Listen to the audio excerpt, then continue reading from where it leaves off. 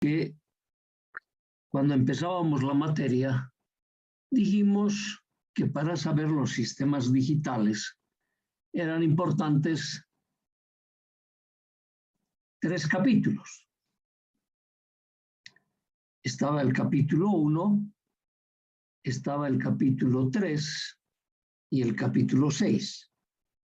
Si en el capítulo 1 hemos visto todas las definiciones básicas que se utilizan en la lógica de proposiciones y hemos establecido nuestros operadores combinacionales.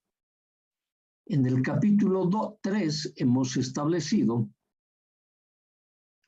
los métodos de síntesis, tanto aquellos que se realizan manualmente como aquellos que están asistidos por un computador.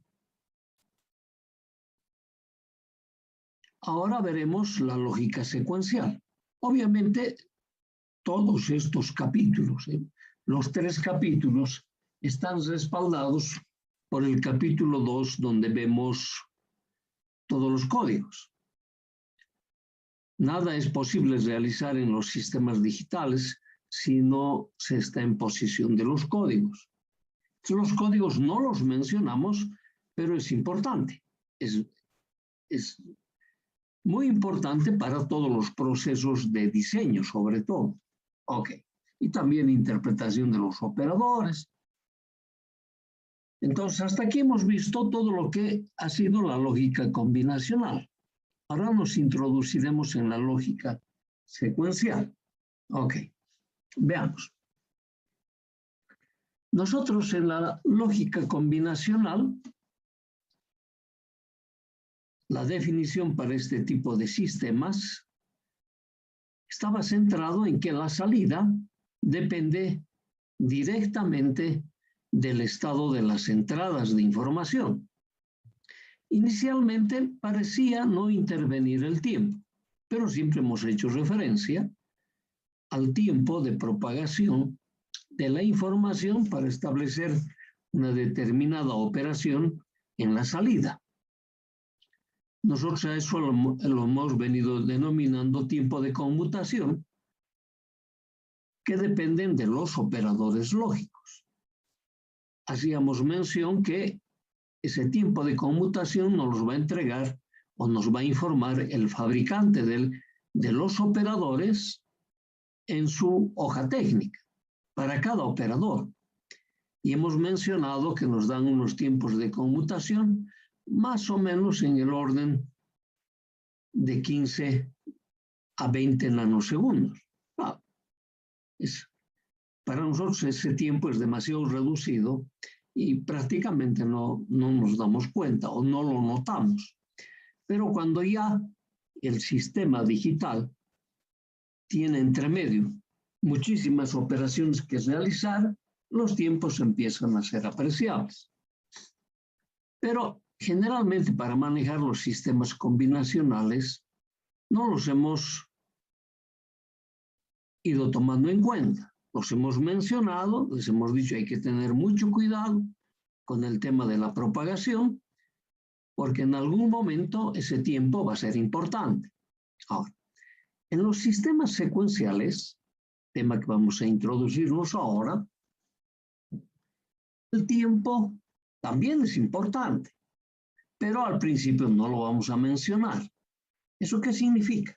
Significa que mientras manejemos operadores lógicos, va a estar presente el tiempo de propagación, ya sea en forma directa de la entrada hacia la salida, o ya sea a través de lazos de realimentación. Eso es importante considerar, dado que nuestros sistemas de la lógica secuencial van a tener elementos realimentados. En base a esa realimentación se van a crear estados de memoria o algún mecanismo que le permita recordar al sistema secuencial la secuencia de su pasado para una determinada excitación externa. Esto es lo que vamos a analizar ahora. Entonces, esta primera definición que introducimos en la parte introductoria es que en los sistemas secuenciales o los sistemas secuenciales son circuitos combinacionales con capacidad de almacenamiento. Cuando decimos almacenamiento, va a tener un mecanismo de guardar esa información, de guardar cómo reaccionó ese sistema combinacional ante la secuencia de excitación externa. Decimos son sistemas combinacionales con capacidad de almacenamiento, que dicho de otra manera son sistemas combinacionales con capacidad de recordar los eventos pasados. Esa es la capacidad de almacenamiento.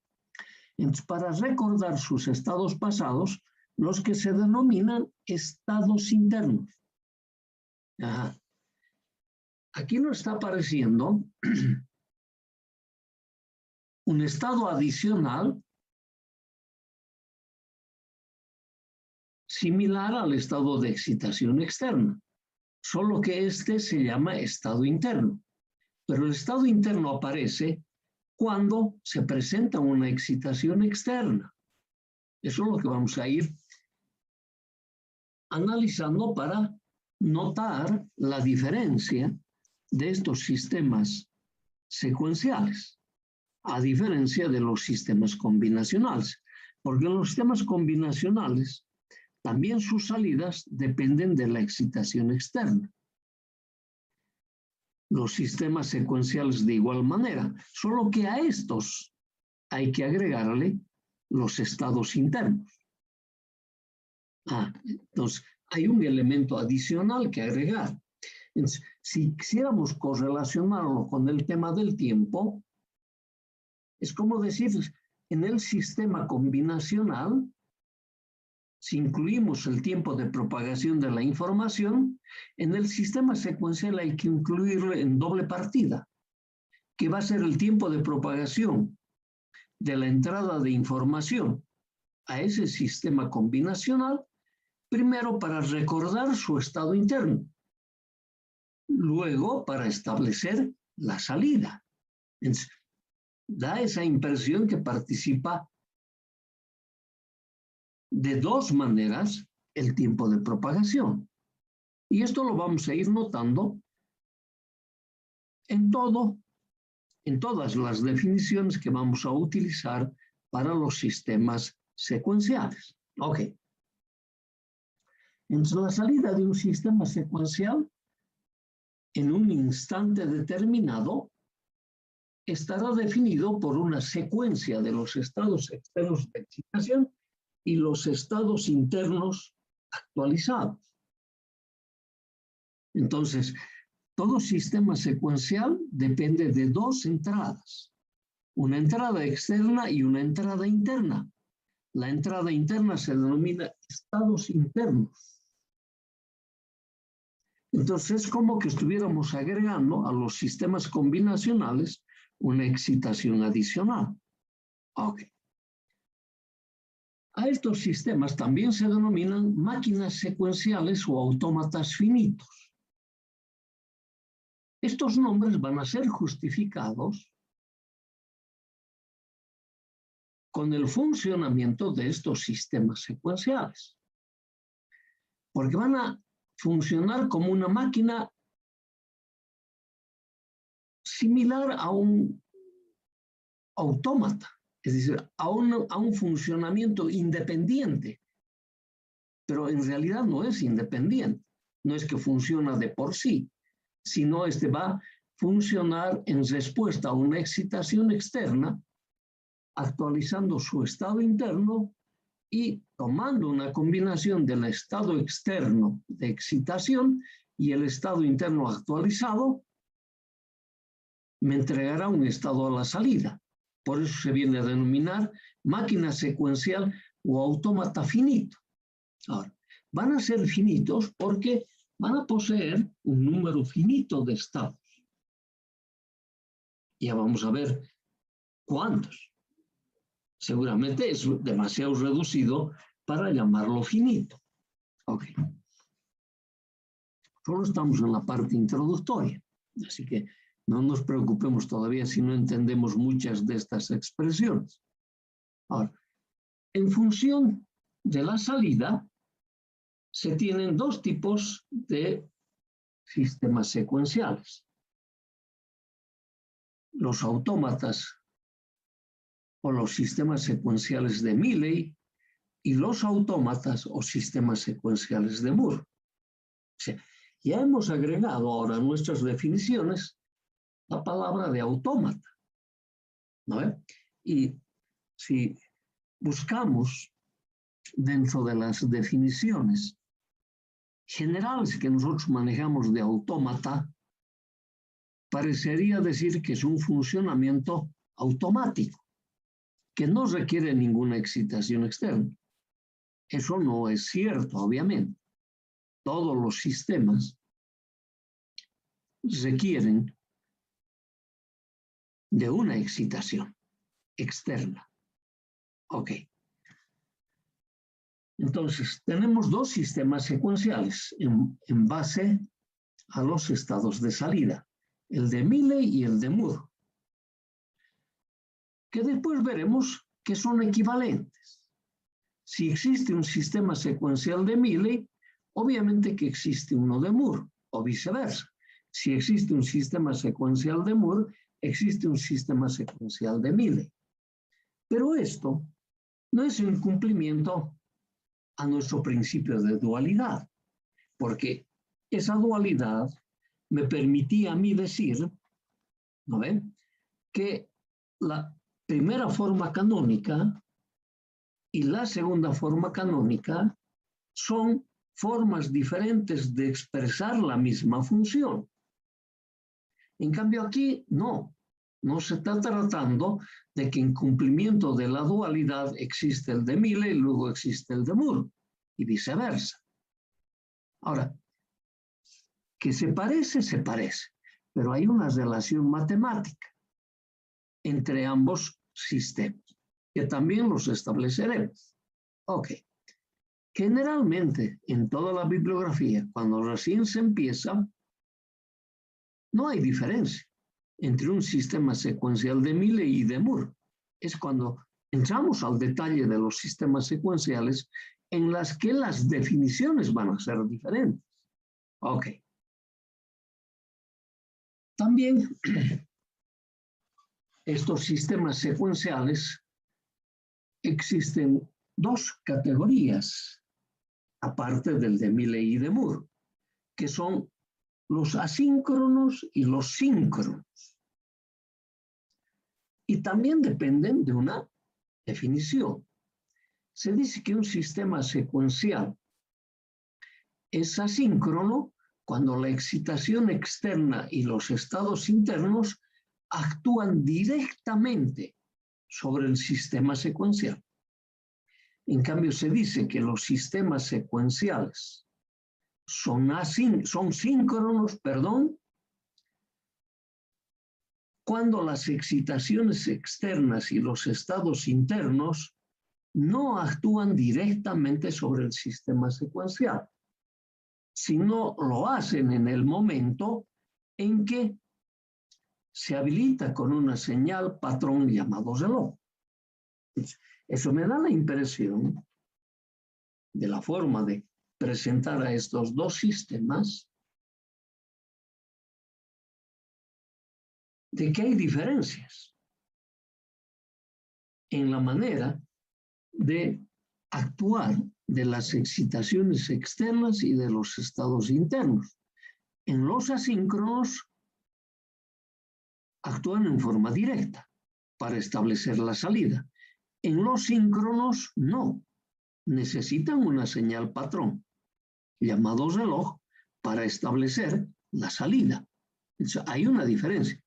Pero cuando hablamos de asíncronos y síncronos, hemos introducido adicionalmente una señal patrón llamado reloj. Entonces parecería que el tiempo recién empieza a marcar diferencia entre los sistemas asíncronos y síncronos. No, en sí mismo, el asíncrono trabaja en función del tiempo. Los síncronos, además de la señal patrón, trabajan en función del tiempo. Tienen internamente una propagación que depende de la conmutación de los sistemas combinacionales y secuenciales que establecen a los elementos asíncronos o a los elementos síncronos. Esa diferencia también lo veremos con detalle. Ok. Ahora, tanto los sistemas secuenciales de Milley o de Moore, asíncronos o síncronos, no se establecen los operadores lógicos secuenciales. No voy a decir que son diferentes a los operadores combinacionales.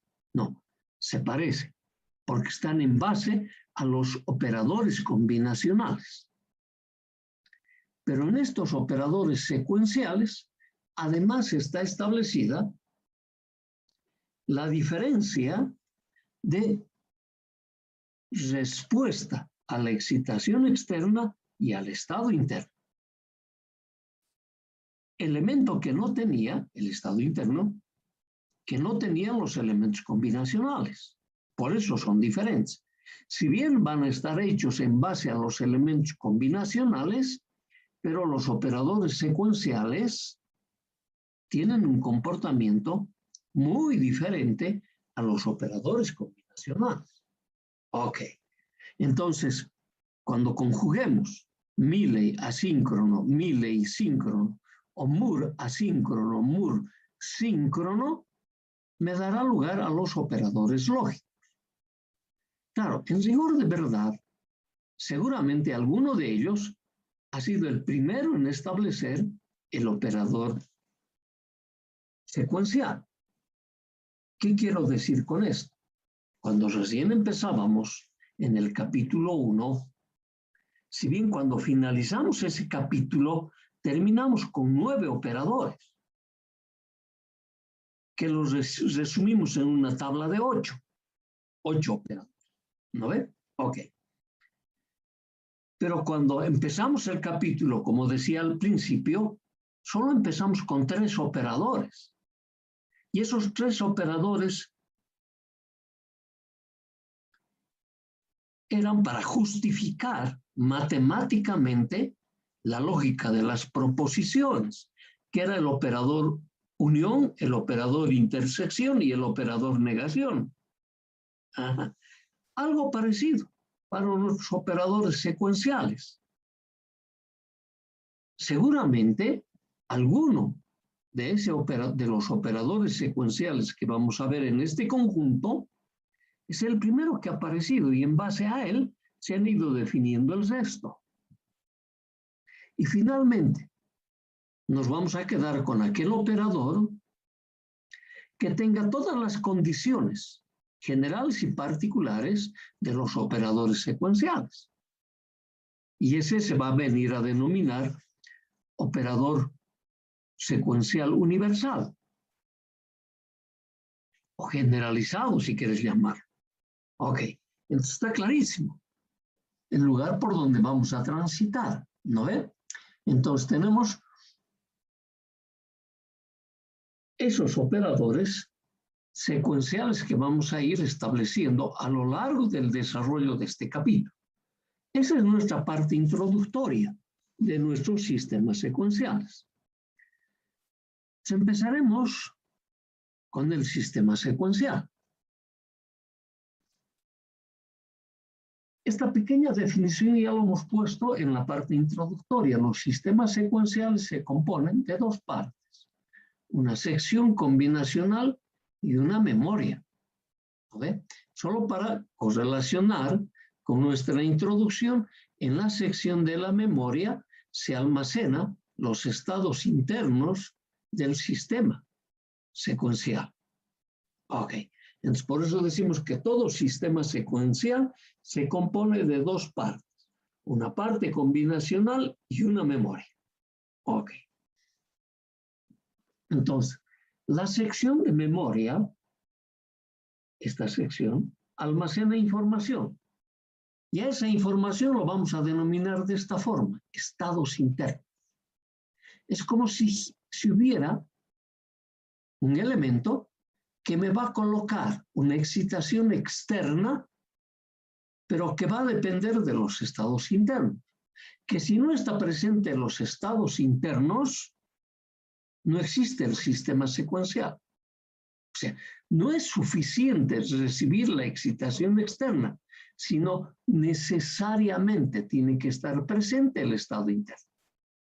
Y ese estado interno representa los eventos pasados del sistema secuencial, que los tiene almacenados en esta memoria para actuar en consecuencia de la excitación externa recibida antes. Eso lo está correlacionando a nuestro sistema secuencial. Ok. Y te lo aclara que estos estados internos siempre tienen que estar en respuesta a excitación externa. O sea, no es que el sistema secuencial recuerda automáticamente su información. Si fuese así, esa sería una memoria dinámica. Y los únicos que tienen memoria dinámica somos los humanos o los seres vivos. ¿No ven? Aparte de los humanos, hay muchos seres vivos que tienen una manera de recordar los eventos del pasado. ¿No ven? Ok. En cambio, los sistemas secuenciales de los sistemas digitales necesitan excitación externa para recordar esos estados internos. Por eso, en respuesta a excitaciones externas.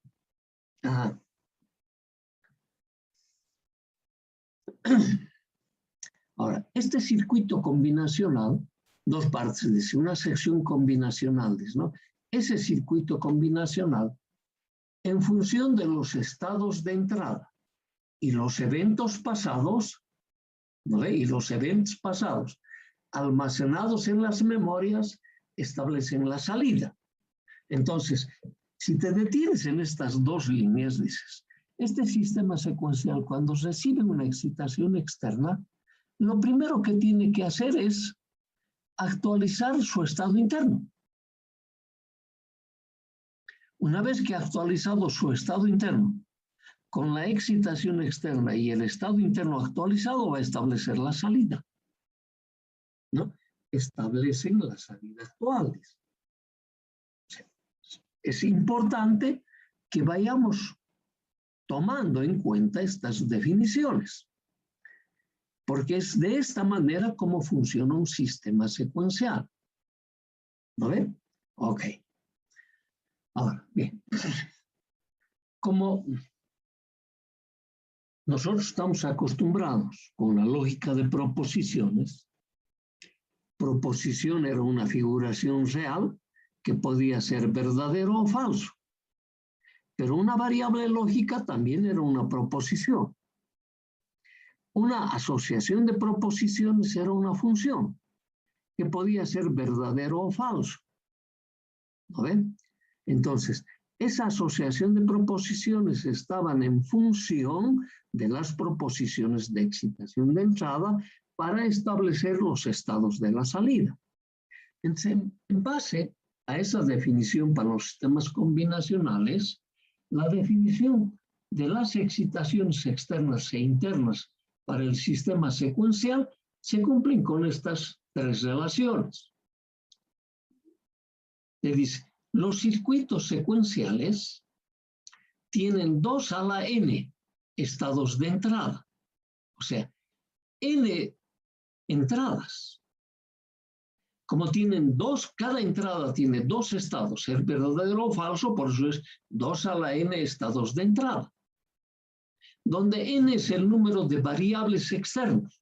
Entonces, a las variables externas nosotros vamos a ir denominando como hay n, x1, x2, x3, hasta x sub n.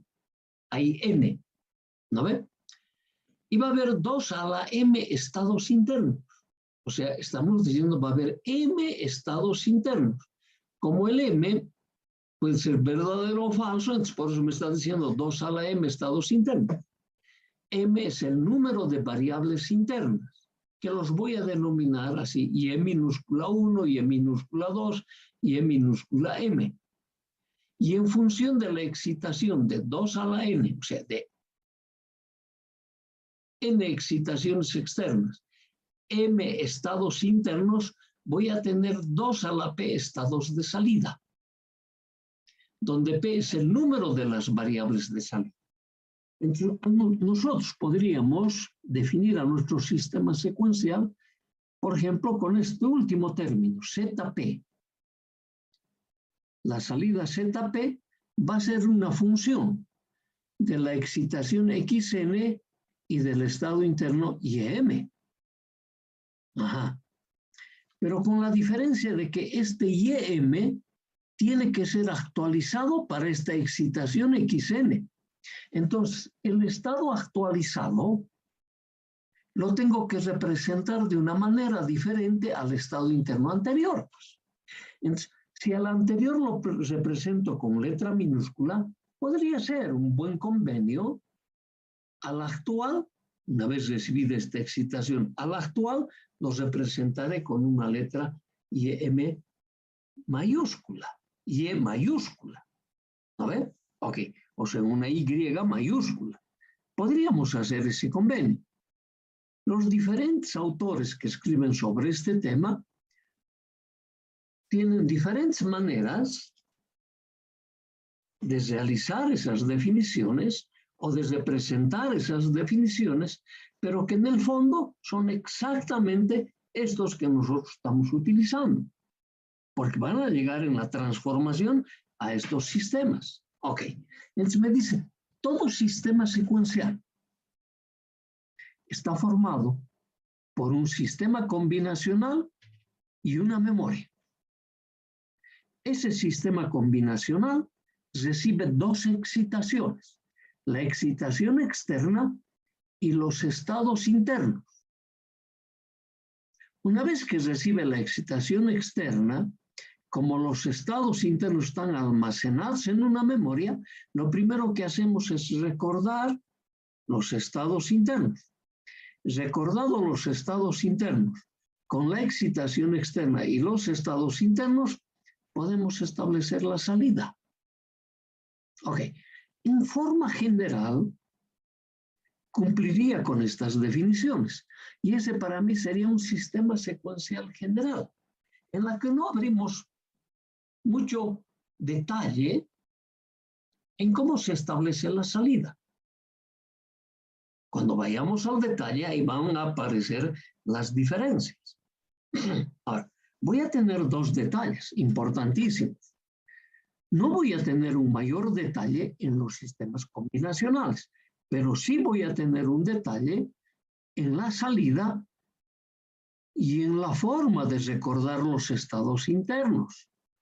En principio estamos diciendo, hay un elemento de memoria donde se encuentran almacenados los estados internos. Entonces ahí estaríamos hablando de que existe un elemento físico llamado memoria. Y ahí están almacenados los estados internos, que es lo primero que debo recordar. Pero de repente ese estado interno solo está formado por un lazo de realimentación.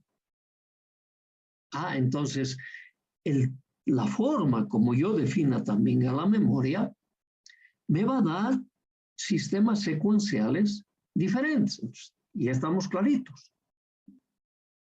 Salida y memoria me van a determinar sistemas secuenciales diferentes que van a cumplir la misma definición. Ok, como ya nos han dicho que prontito se